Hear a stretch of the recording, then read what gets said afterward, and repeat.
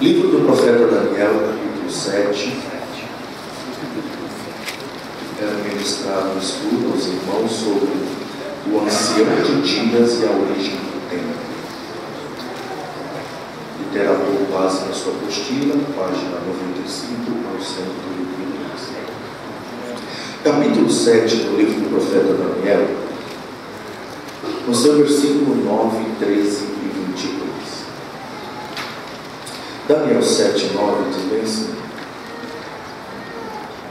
continuei olhando, até que foram postos uns tronos, e o ancião de dia se assentou.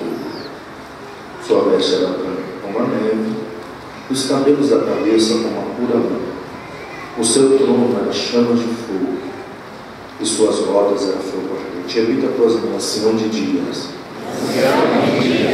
Versículo 13. Abre um pouco mais o gráfico na questão assim. E eu estava olhando, como Deus te usa? E eu estava olhando nas minhas visões de noite. E eis que vinha com as nuvens do céu, como filho do homem, e se dirigiu ao ancião de dias e fizeram chegar a ele. Repita, ancião de dias. Verso 22, a leitura a partir do verso 21 para o entendimento. E eu estava olhando, eis que este chifre fazia guerra contra os santos e prevalecia contra eles. Até que veio o ancião de dias e fez justiça aos santos. E veio o tempo em que os santos possuíram o reino. Repita, ancião de dias. Antes de você sentar, dá um sorriso para quem está perto de você e diga para ele: você vai conhecer o ancião de dias. Se assente adorando a Deus.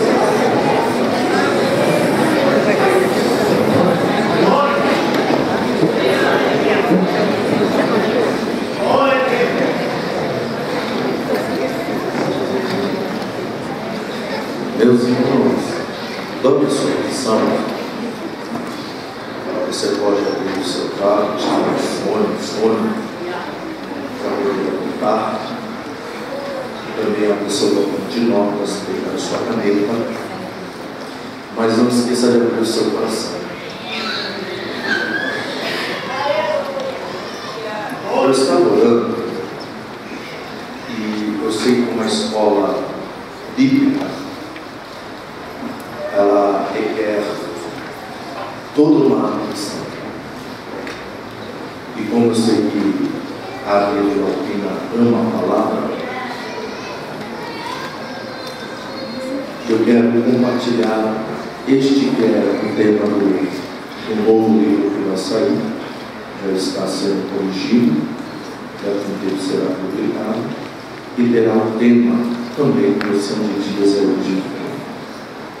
Meus irmãos, o capítulo 5 do profeta Daniel é um capítulo em que Daniel está tendo algumas visões. O livro do profeta Daniel pode ser considerado como um apocalipse do Antigo Testamento. É um livro de revelações. Daniel está num tempo de transição, onde ele levanta os seus olhos e vê alguns animais que se levantam. Daniel vê um leão com um par de asas. Quando Daniel vê esse leão, ele está vendo um reino babilônico representado. Daniel continua olhando e vê agora um grande urso que se levanta. Este urso tem 3 costelas na sua boca. São o Império Persa e as suas grandes vitórias. As suas vitórias são as 3 costelas que são contra a Líbia, Egito e Babilônia. Daniel continua olhando e vê agora um leopardo com 4 cabeças e 2 pares de asa. Daniel está vendo o reino de Alexandre o Grande, o Império Grego, que se levanta. Ele é mais rápido do que o leão, porque ele tem 2 pares de asas e consegue conquistar tudo. As 4 cabeças são generais que se levantaram após a grande conquista. Daniel continua olhando e ele vê um animal grande e terrível que se levanta. Daniel está vendo o Império Romano que se levanta e se estabelece no governo durante 1000 anos. Em contrapartida, os reinos da terra se levantam e caem. Os reinos da terra em sucessão. Daniel levanta os seus olhos um pouco mais para cima e vê o ancião de dias assentado. Ele estava tendo uma visão de Deus no seu trono. Ele estava vendo que os reinos da terra se levantam e passam, mas o reino de Deus é eterno. Quando Daniel está olhando, e este nome de Deus é um nome singular, Daniel está vendo Deus como um ancião de dias.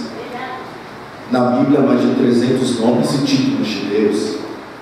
Cada um revela uma atuação direta de Deus numa necessidade da existência humana.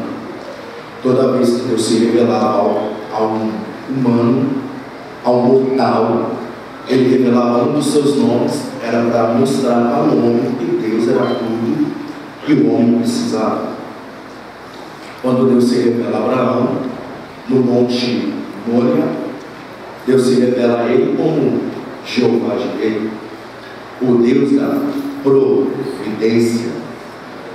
A palavra providência é a junção de duas palavras do latim, pro, antes, vidência, vídeo, ver.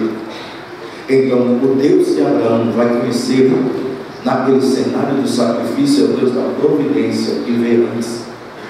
Então, eu posso declarar que Deus não vai preparar uma bênção para você.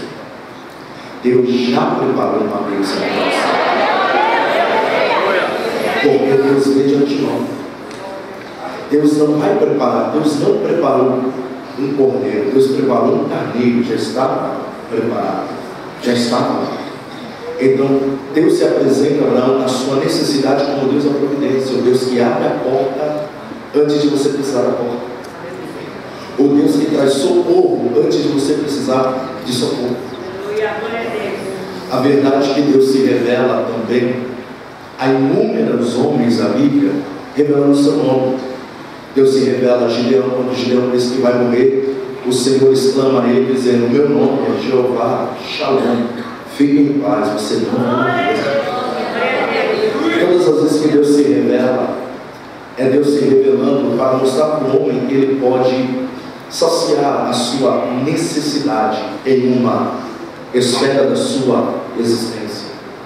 Eu vejo que o primeiro nome de Deus na Bíblia é Senhor Deus, porque quando no capítulo 1 a Bíblia revela que um ser autoexistente criou todas as coisas, revela um ser autoexistente denominado Deus, criou todas as coisas, mas não revela o seu nome.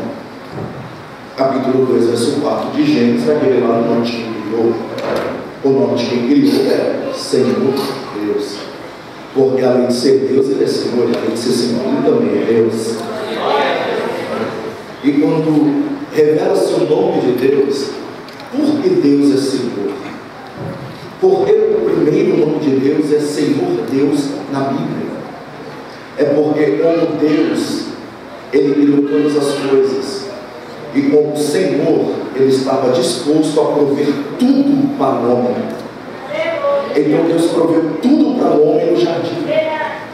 Deus é maravilhoso porque Ele fez 3 céus: o céu mais elevado, o céu de regularidade, e o céu onde as aves voam, os aviões. A verdade é que Deus é chique, Ele mora na cobertura. E Deus é tão bom que Ele fez um condomínio fechado e colocou um homem dentro. Deus proveu uma moradia para o homem. Deus proveu para o homem um casamento. Deus proveu para o homem alimentação. Deus proveu para o homem comunhão. A tal ponto de Deus, quando formou um homem, Ele deu uma disjuntora. Deus, na lua de mel do primeiro casal, Deus estava sempre lá para ter comunhão com eles. Deus nem respeitava a lua de mel do primeiro casal, porque Ele estava ali para ser provedor em todas as coisas. Entenda, nada do que você tem é teu, é emprestado, foi Deus que te deu. está te esperando lá fora em longas léguas centenárias de prestações não é teu, é emprestado, foi Deus que te deu.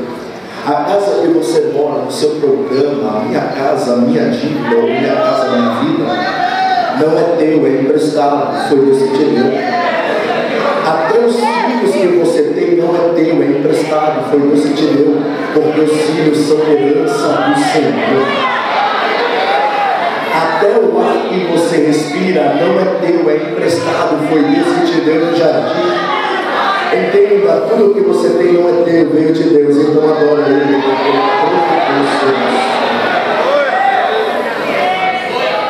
E entre esses 300 nomes e títulos de Deus, eu vejo que Daniel apresenta um nome singular. Ele apresenta, no capítulo 7, não está no hebraico e nem no grego, está no aramaico. Daniel apresenta o nome de Deus como Atikloyamá, como o ancião de dias, aquele que é antigo em dias, aquele que é legislador eterno, aquele que é ancião belidoso, aquele que rege o tempo, aquele que controla o tempo para trás e para frente, aquele que é a origem do tempo. Daniel está vendo um Deus que atua na dimensão e na esfera do tempo, porque todos os nomes de Deus revelam a ação de Deus numa necessidade da esfera da existência humana.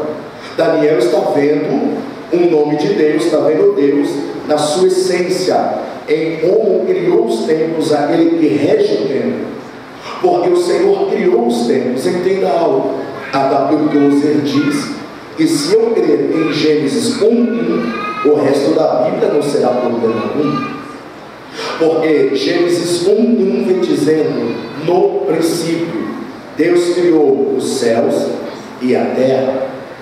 A verdade é que Deus criou os tempos. Se nós subdividirmos e vermos no hebraico Gênesis 1:1, veremos Bereshit, Bara Elohim. Tome sua atenção, porque Gênesis 1:1 e 1:2 revela a Trindade atuando. Bereshit, se dividirmos, o B é uma preposição. Reshit, nós podemos dizer que é uma pessoa. B é uma preposição no, através de, pelo. Reshit, cabeça, princípio, primogênito, primazia, primeiro. Nós vemos a presença do Filho na esfera da criação. Elohim, nós vemos o Pai criando todas as coisas através do Filho. Paulo entendeu isso ao ponto de declarar: porque dele, por ele e para ele são todas as coisas. Glória a ele eternamente. Porque sem ele nada do que foi feito seria feito. Eu vejo que a Trindade está expressa, porque Gênesis 1:2 revela: a terra estava sem forma, vazia, havia trevas e abismo, mas o Espírito de Deus, o Ruach Elohim, se movia sobre a face das águas. Nós vemos a Trindade presente no cenário da criação. Nós vemos o Deus Filho, nós vemos o Deus Pai e nós vemos o Deus Espírito Santo. Tome sua atenção, porque Gênesis 1:2 eu amo, porque no Novo Testamento Jesus, o Deus Filho, é o missionário de Deus enviado. Em Gênesis eu vejo que o missionário de Deus enviado à terra foi o Deus Espírito Santo. A terra estava sem forma, vazia, havia trevas e abismo. Mas irmão, a terra estava vazia. Mas ela estava vazia até que o Espírito de Deus começou a se mover. Isso é uma verdade, porque este é o ministério do Espírito Santo, é encher quem está vazio. Me ajuda a pegar, diga para alguém que está perto de você: o Espírito Santo está aqui para encher quem está vazio. Você pode dizer? O ministério do Espírito Santo é encher quem está vazio, é trabalhar, trazer um poderoso mover. Eu quero declarar esta noite: quando o Espírito se move, é algo maravilhoso, porque o Espírito está se movendo como uma ave que está vindo sobre o ninho para chocar os seus ovos. É uma palavra como se fosse uma incubadora. O Espírito vem para incubar os ovos, para eles terem força, para poderem eclodir e surgir uma nova vida. Então, quando o Espírito estava se movendo ali, no princípio de tudo, é porque ele estava fazendo um prelúdio. Se preparem, porque um grande mover irá surgir e a vida irá nascer nesse planeta. Recebe essa palavra, o Espírito está se movendo, porque ele está te preparando para grandes coisas que estão por vir na sua vida. O Espírito se move para preparar a sua vida, para receber o que Deus tem para a sua vida. Quando eu vejo isso, eu vejo algo maravilhoso, eu vejo a Trindade apresentada. Voltemos para Gênesis 1:1. No princípio, de tempo, criou Deus os céus e a terra. A ciência não sabe dizer como surgiu tempo, espaço e matéria, porque quando eles vão estudar a origem do universo, eles não sabem dizer, contabilizar quando foi que tempo, espaço e matéria surgiu.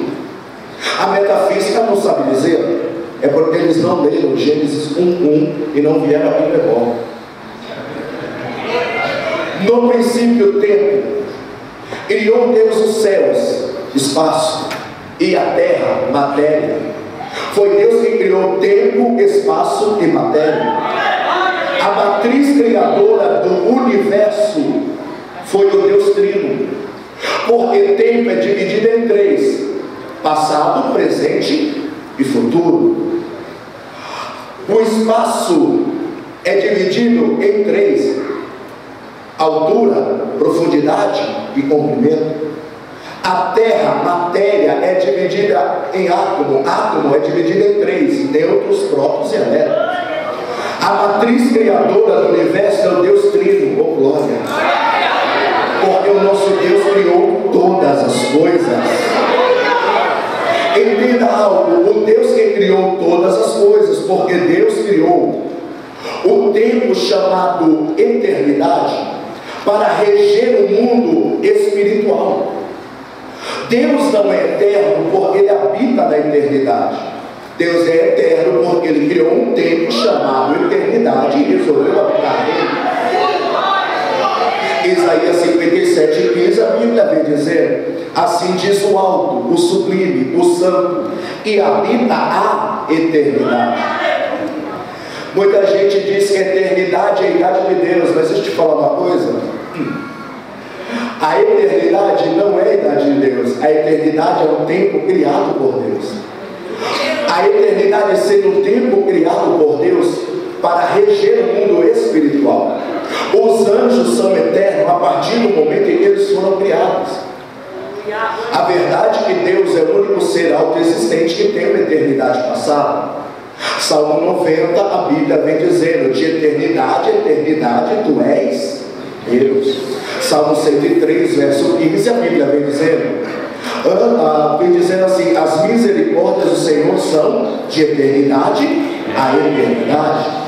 Se a eternidade não fosse o tempo criado por Deus, não saberíamos explicar, porque um dos títulos messiânicos de Jesus é: o menino nos nasceu, Isaías 9:6, o menino se nos deu, o principado está sobre o seu ombro, e o seu nome será maravilhoso. Deus, Pai da eternidade.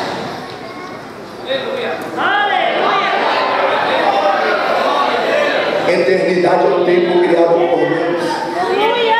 Antes que o tempo fosse contabilizado, Deus existia naquilo que eu chamo da dimensão do nada.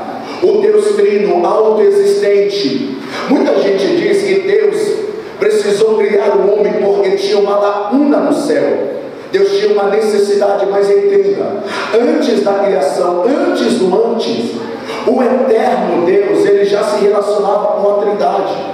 O Deus Pai se relacionava com Deus Filho com Deus Espírito Santo com Deus Pai, o Deus Pai com Deus Filho, e eles se relacionavam. Isso é o que os teólogos chamam de pericorese. É onde o Deus Pai e o Deus Filho estão num relacionamento mútuo, onde o tempo não é contabilizado. A verdade então é que Deus, ele é autossuficiente. mas Deus resolveu criar um homem para poder se revelar a ele e mostrar o seu poder. Tome sua atenção, porque a eternidade foi um tempo criado por Deus. Deus resolveu abrir uma morada na eternidade e habitar dentro dela. Quando Deus criou todas as coisas, Gênesis 2, a Bíblia vem dizendo: e Deus no sétimo dia descansou. É o sábado. Um pouco do porvir, alguns interpretam o sábado como eternidade. Deus criou um tempo chamado eternidade e resolveu morar nele. E por que Deus resolveu morar na eternidade? É para estar acessível à sua criação. Deus habita no tempo chamado eternidade para poder estar acessível ao homem que criou. Vou dizer de novo: você só está a uma oração de distância de Deus.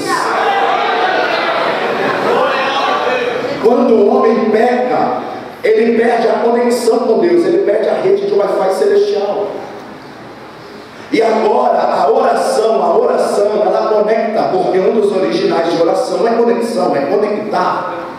Quando o homem ora, ele consegue se conectar com Deus, o Wi-Fi é restaurado. E ele começa a ter uma comunhão com Deus, ele começa a ter acesso a Deus. Deixa eu te declarar uma coisa: que bom que você veio aqui nesta noite, porque a conexão já está aberta, é só se ligar e você será restaurado a sua comunhão com Deus. Deus criou todas as coisas na eternidade. Eu preciso dizer, o projeto de Deus para a sua criação é para que tudo fosse eterno. O projeto de Deus para a sua criação é que tudo fosse eterno, um eterno movimento de adoração e louvor a Ele. Quando o homem ele perde isso, a criação entra em caos, é terrível.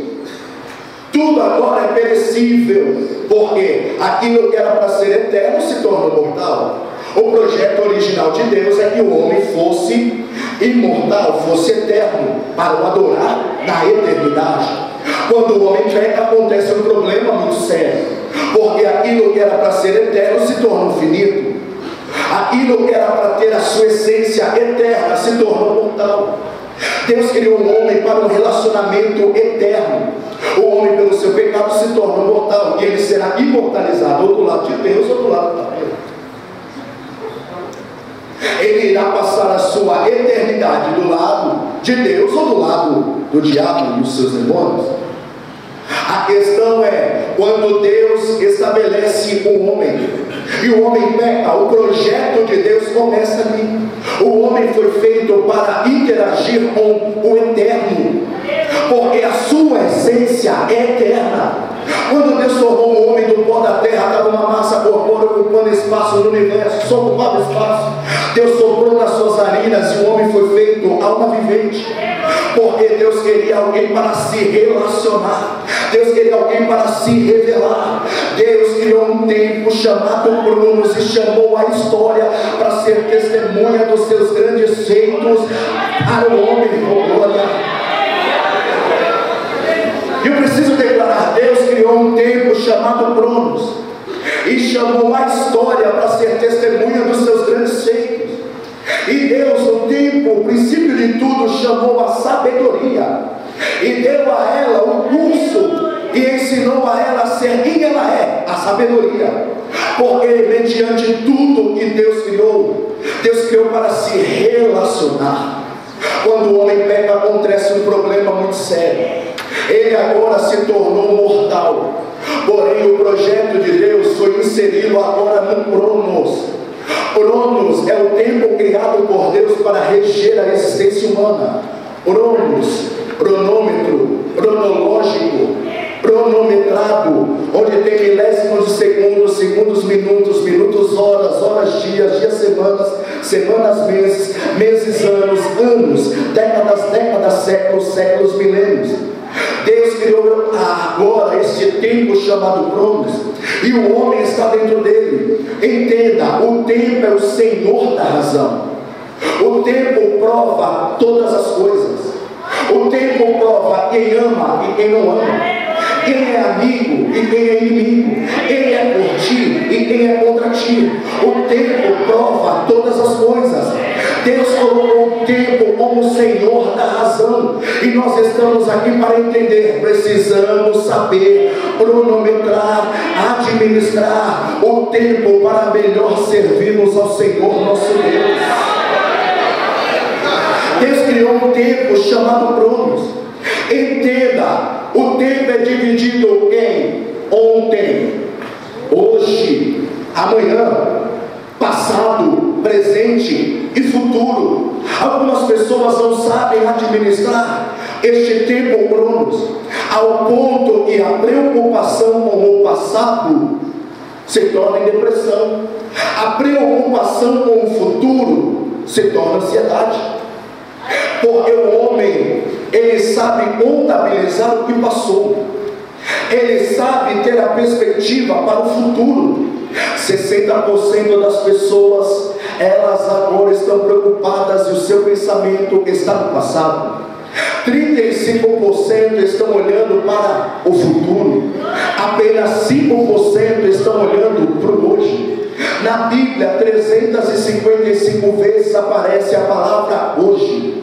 A palavra amanhã aparece 64 vezes. A palavra ontem aparece apenas 12 vezes. É porque o homem sempre gosta de protelar e jogar tudo para o ontem ou para o amanhã. Entenda, o ontem passou, você perdeu. O amanhã vai chegar. E o hoje é o presente de Deus para a sua vida. Então, se é para adorar, tem que adorar hoje. Se é para perdoar, tem que perdoar hoje. Se é para amar, tem que amar hoje. Se é para liberar palavras, tem que ser hoje, porque hoje é o dia de Deus para a sua vida.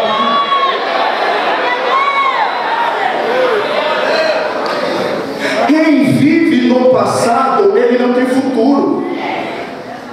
Quem está preso ao passado, ele não progride. Porque quem está preso ao passado não tem futuro.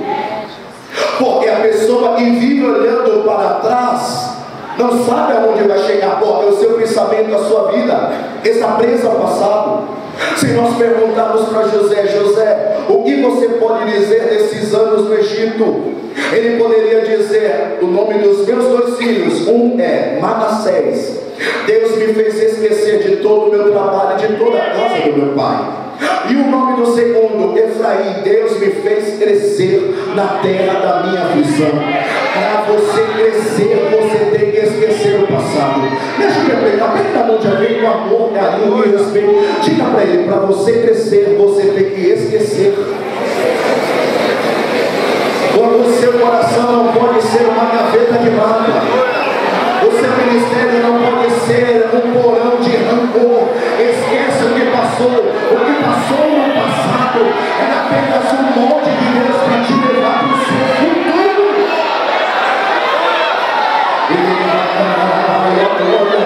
Esta é a noite de Deus a liberar o meio das amarras do passado, para você avançar para o seu futuro. O ontem é infrutífero.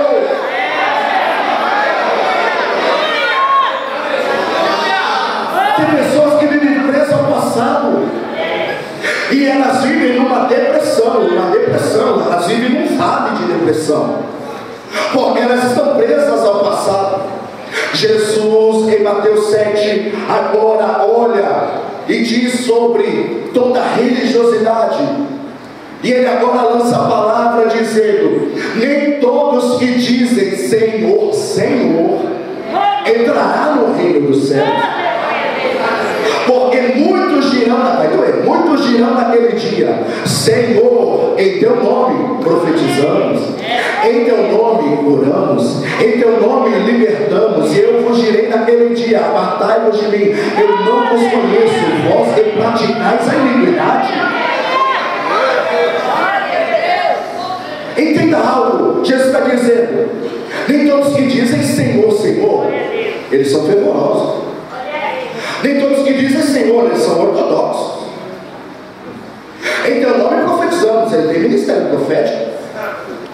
Em teu nome libertamos, eles têm ministério de libertação. Em teu nome curamos, eles têm ministério de curar. Você já notou? Profetizamos, pretérito passado. Oramos, pretérito passado. Libertamos, pretérito passado. Aí quando Jesus vai dar sentença, ele diz: vós que praticais, presente, a iniquidade. Nós não podemos se igualar a Lúcifer, que tinha um passado glorioso, mas tem um futuro tenebroso. Porque tem pessoas que podem até dizer: pastor, você deveria me conhecer há 5 anos atrás, não, 7, 10 anos atrás. Eu era fogo puro, labareda, tocha acesa. Eu profetizava, cantava, eu pregava aqui hoje. Pastor, eu era envolvido no ministério. E hoje? Passado glorioso não vai garantir um futuro glorioso. Porque ninguém ganha de Lúcifer na questão de ele ser um ministro de Deus, a sua cobertura de pedras preciosas. Ezequiel 28 revela isso. Ele era um ministro de Deus. Ele agora tinha privilégio, era o mais velho.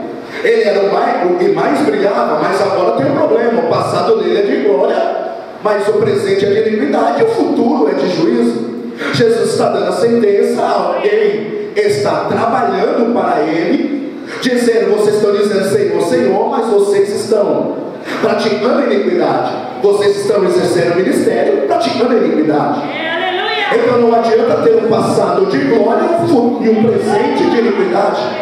Jesus está olhando e dizendo: alguém que entrou nesta casa, nesta noite abençoada, esquece o passado, vamos recomeçar a partir de hoje para o futuro glorioso. O diabo é réu, julgado, condenado, aguardando em liberdade o dia da sentença. Porque nós não podemos fazer a obra sem o dono da obra. Nós não podemos servir a obra de Deus sem servir ao dono da obra. Porque tem muita gente que, quando o assunto é religião, tira a nota 10. Quando o assunto é religião, quando o assunto é tradicionalismo, alguém levanta a bandeira, morre até pela tradição, mas não morre por Jesus. Eles são bons da religião, e hoje eu vim aqui dizer: você vai fugir da religião e vai correr para um relacionamento com Deus.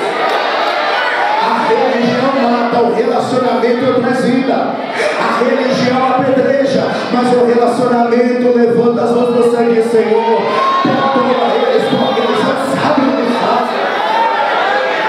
A religião afasta, mas o relacionamento traz de volta.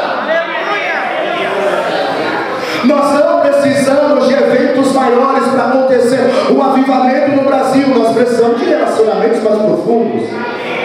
Vou dizer de novo: nós não precisamos de mega eventos para trazer um avivamento para o Brasil. Não precisamos de eventos maiores, precisamos de relacionamentos mais profundos.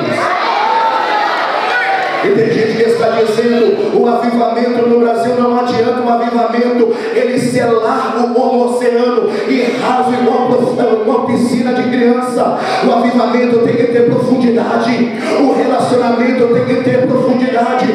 É isso que Deus te trouxe aqui, a palavra é essa: quem tem relacionamento, ele consegue transformar a adoração em atitude. Quem tem relacionamento entende o desejo de Deus. O maior problema de Adão quando pecou foi esse: ele conhecia Deus como Criador.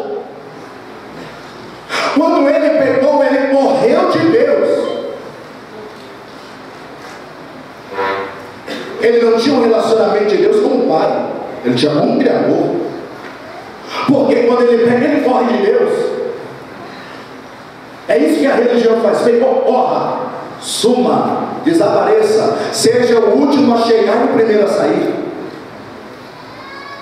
Mas o relacionamento,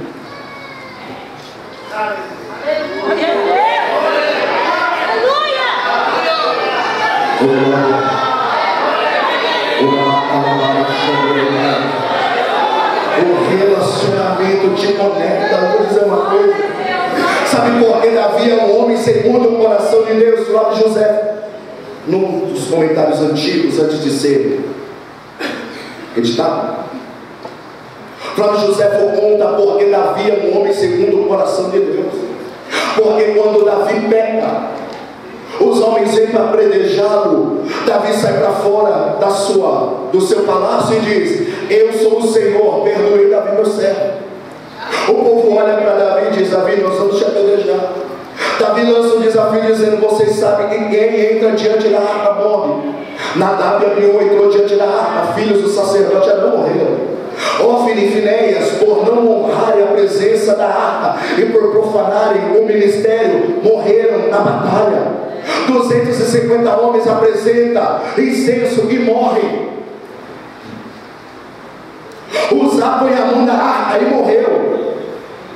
Davi diz: eu vou entrar diante da arca, e se eu perecer, pereci, mas se eu sair de lá vivo, Deus perdoou o meu pecado.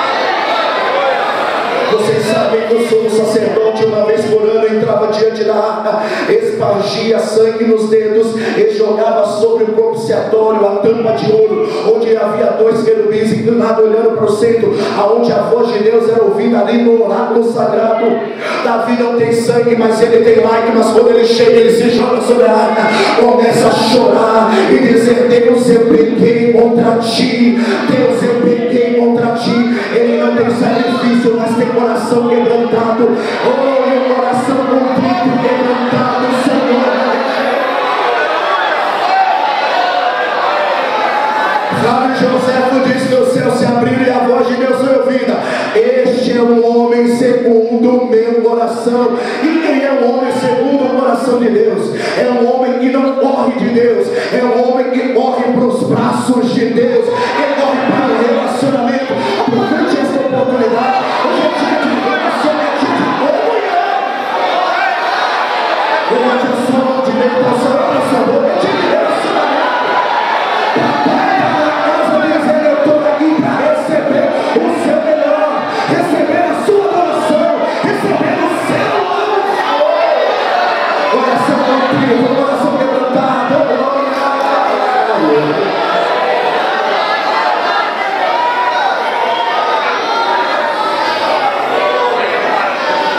Relacionamento. Alguém me perguntou: pastor, lá na Suíça, o que é avivamento? E eu respondi: avivamento é encontro, aonde você e Deus está no mesmo ambiente, só pelo prazer da companhia um do outro. Pastor, o que é adoração? Adoração é encontro, aonde Deus vem para ser adorado e você vem para adorar. Eu estou falando sobre relacionamento. Eu não te dou direito a aleluia. A esquerda junto com a direita a aleluia. Deus está chamando alguém para o conhecimento. Deus está chamando alguém para o relacionamento mais profundo.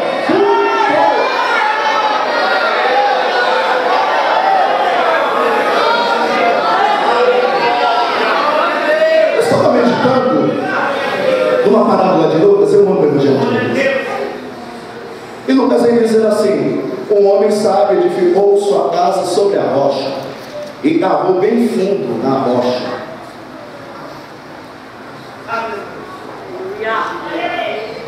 Pastor, ele cavou na rocha e cavou bem fundo. Relacionamento com Deus requer sacrifícios. Me ajude a pregar, dá uma olhadinha no que dá para você ficar para ele. Sem sacrifício não se alcança benefício. Quer relacionamento profundo?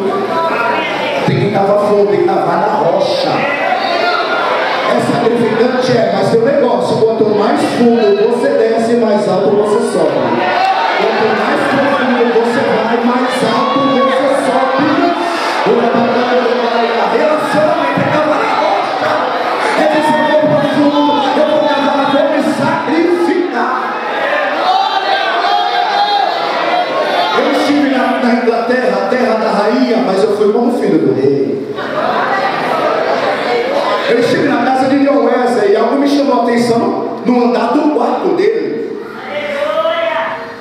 tinha um quarto, um bigô. Estou conectado aí com vocês. Como se fosse um louça. Mas não sabe. E apenas tinha uma plataforma onde ele orava. Do lado havia o seu escritório. Eu pensei numa máxima do meu ministério, porque tem pessoa que reclama: vão morrer de tanto estudar. Morra de estudar e ore até ressuscitar. Me ajude, então, na boca dele também disse para ele: morra de estudar e ore até ressuscitar. Isso é relacionamento. É você estava bem fundo na rocha e dizer: eu vou bem fundo, porque quanto mais profundo eu for, mais alto eu vou subir.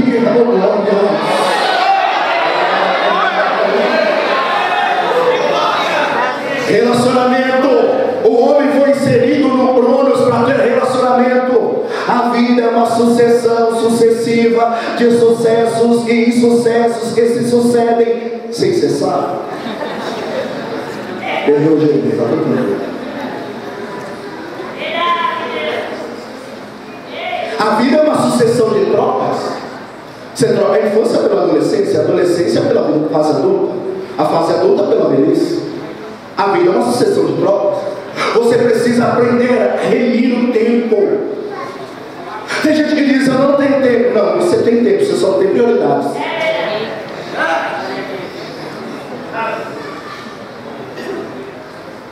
Entenda algo. Ezequias tinha uma sentença sobre ele: põe a tua casa em ordem, porque você vai morrer. Para quem não tinha tempo de oração, arrumou um tempinho, né?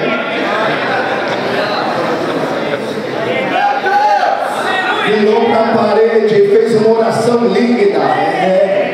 E a oração líquida apaga sentenças contra nós. Vou dizer que não. Oração líquida apaga sentenças contrárias. Recebe essa palavra. Deus manda o profeta à meia volta: diga para ele que eu estou acrescentando 15 anos de vida. E olha só como este homem tem privilégios de Deus no tempo. O profeta diz: qual é o sinal que você quer? Ele diz que o relógio de casa volte. O relógio voltou, ele viveu o mesmo momento 2 vezes. A minha pergunta para quem entrou nesse é bom é: se o tempo voltasse, o que você faria? Porque o tempo voltou. Se o tempo voltasse, o que você faria? Casaria com a mesma pessoa? Não responda.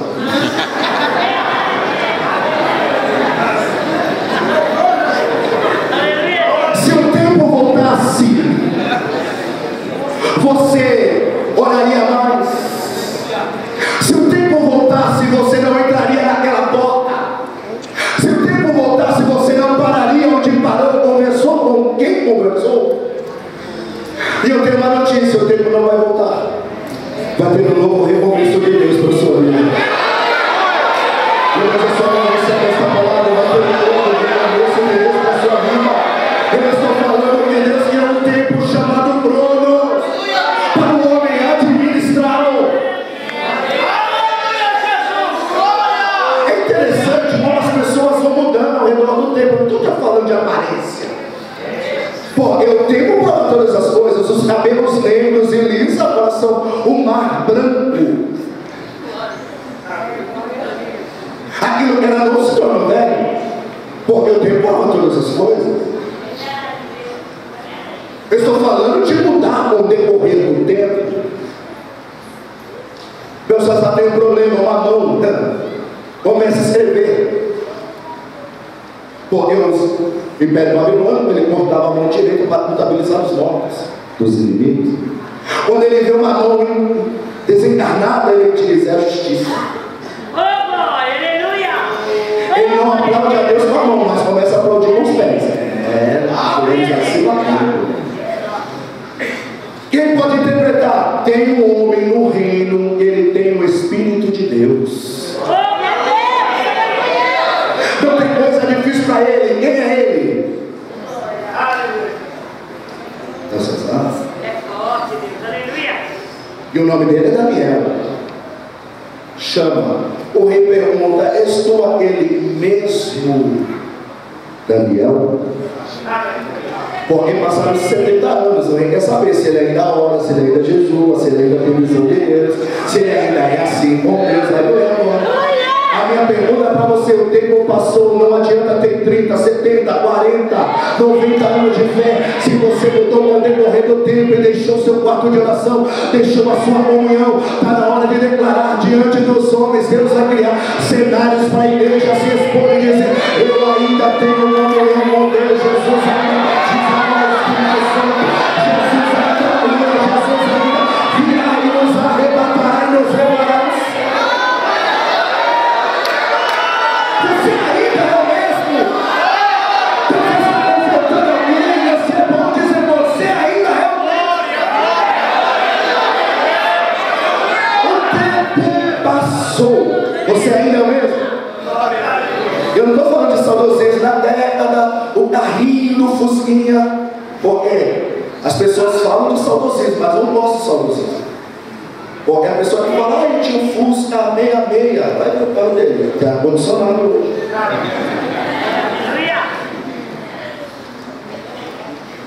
O tempo passou. Nós devemos se administrar no tempo. Deus criou um tempo chamado Kairos. O Kairos é uma ação, momento oportuno, hora certa. Está ligado a um fruto pronto para ser consumido. É um momento chave. E o Kairos de Deus, porque tem gente que confunde o Kairos com a eternidade. Eternidade é onde Deus habita. A Kairos é uma ação direta de Deus. Vamos sua atenção. Porque Daniel diz que Deus é o ancião de dias? Porque ele está assentado. Daniel está olhando Deus como ancião de dias, os reinos da terra se passando e Deus assentado. Quando Daniel está vendo isso, ele está vendo Deus assentado no seu trono. Os anjos olham para Deus e Deus assentado no seu trono. Ele não se levantava. Quando os santos anjos entram na presença de Deus, Deus não se levanta. Quando o filho entra no céu, Deus não se levanta. Mas pela causa do órfão, da viúva e do necessitado, eu me levantarei, diz o Senhor. Levante a sua mão direita e recebe essa profecia. Deus está sentado no seu trono, você clama por ajuda, por socorro. O que é Kairos? É Deus se levantando, saindo da eternidade, entrando no trono para socorrer quem é aflito, quem necessita. Eu vim aqui declarar nessa escola bíblica, nesse estudo, dizendo: se prepare, vai acontecer o Kairos de Deus. Deus vai sair da eternidade e vai invadir o trono, o tempo do homem, para estabelecer a sua vontade.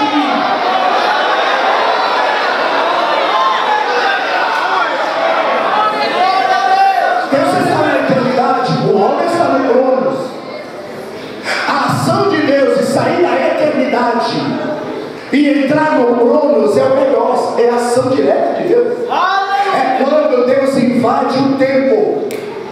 É quando Deus entra na história. É quando a história tem que acontecer segundo a vontade de Deus. É Deus olhando para Moisés dizendo: Moisés, meu povo está no Egito. Eu ouvi o clamor deles. Eu vi a aflição deles.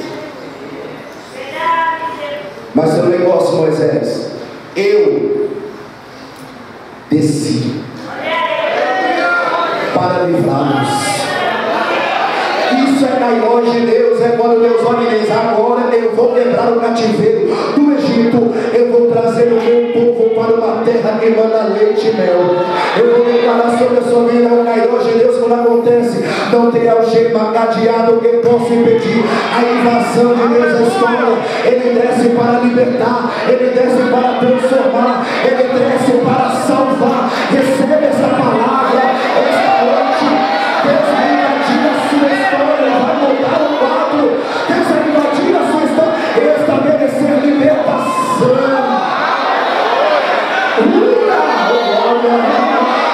Milagres, restauração. Veja a sua mão para o momento. Transforma esta cama de Deus nessa noite em motivo de adorar. Transforma esse problema em motivo de adoração. Porque Deus vai invadir a sua história.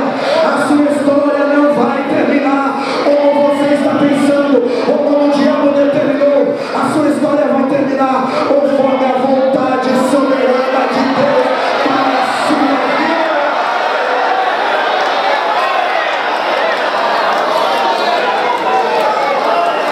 Ele vai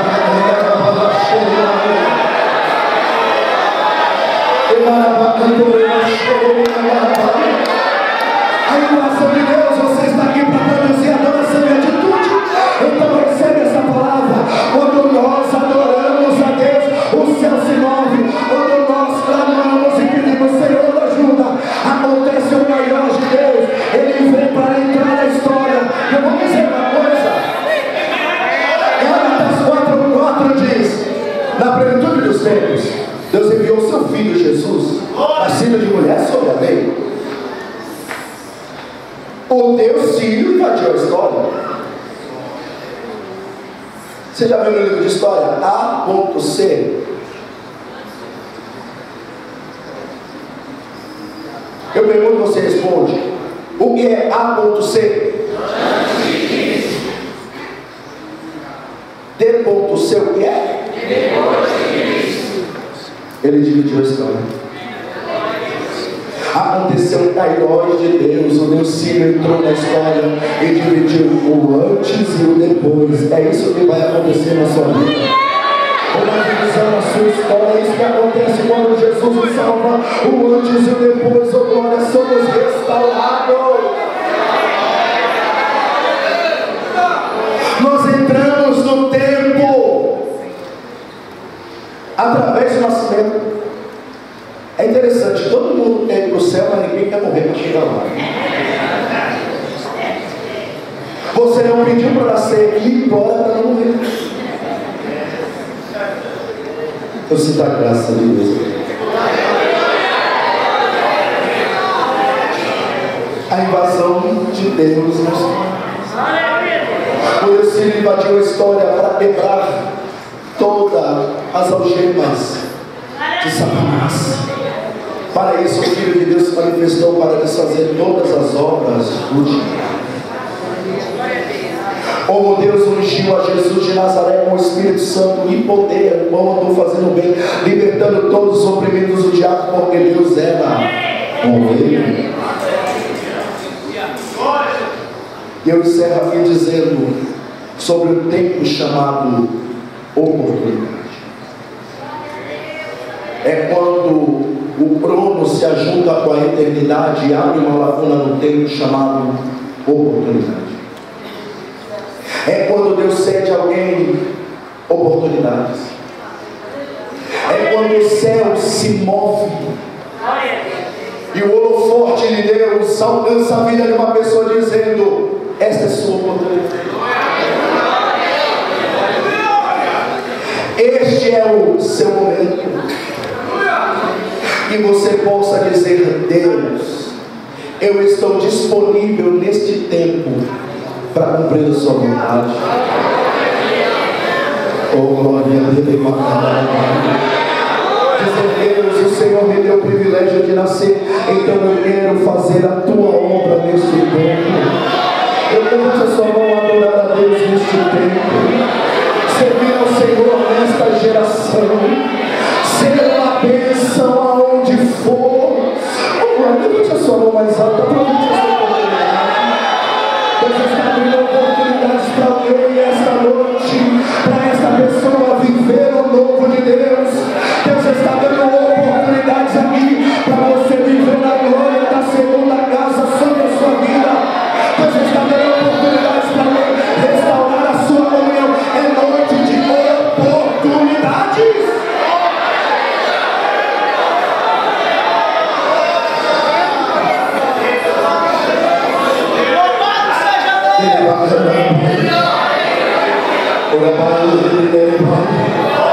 Oportunidades nunca são perdidas, são achadas para alguém mais inteligente que você. Você tem que aprender a remir o tempo.